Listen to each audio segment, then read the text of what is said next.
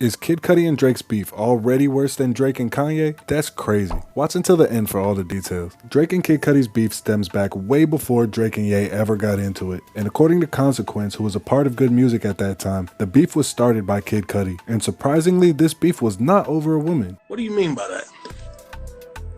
Women start like 9 out of 10 beefs between dudes, so it's refreshing to see a different source this time. It looks like this beef was started over good old-fashioned jealousy, and it started way back when Drake was on the come up and he was at dinner with the Good Music clan. There was a point in the night when he stood up to make a toast and thank everybody for embracing him. It seems like a pretty normal thing to do for someone being treated to dinner by one of his idols. Drake was saying how much he looked up to them and how he grew up watching Kanye's videos, and Kid Cudi was just sitting in the corner, steaming the whole time. Consequence said that Kid Cudi was muttering under his breath the whole time about how soft and corny Drake was. Now I gotta be real, this sounds like straight hater energy from Kid Cudi.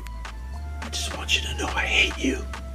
And it kind of makes sense because Drake was on one of the craziest skyrockets to fame that we've ever seen. He went from obscurity in 2008 to being on top of the game in 2010, 2 years later. We haven't seen anything like it. The closest thing that I could relate to it honestly is the rise of 6ix9ine, but he fell off just as fast, so I can't really say that they're comparable. But anyways, Kid Cudi has been hating on Drake since day one. He was a silent hater for a couple years, but then one day his emotions boiled over on Twitter and he came at Drake and Kanye both saying that they were fake. Drake kept it player and didn't tweet back, but he did give him a bar on Two Birds One Stone where he alluded to Kid Cudi having mental health issues. And Kid Cudi does have mental health issues, so it's kind of messed up. And he talked about Kid Cudi being depressed, and I think Kid Cudi was in rehab at the time, so that definitely made it sting even worse. But Kid Cudi responded from the rehab facility he was at, and he told Drake to say it to his face when he got out, and again called him soft. Kid Cudi has admitted to having battles with mental health. He was definitely being erratic at times, and it was getting in the way of his relationships.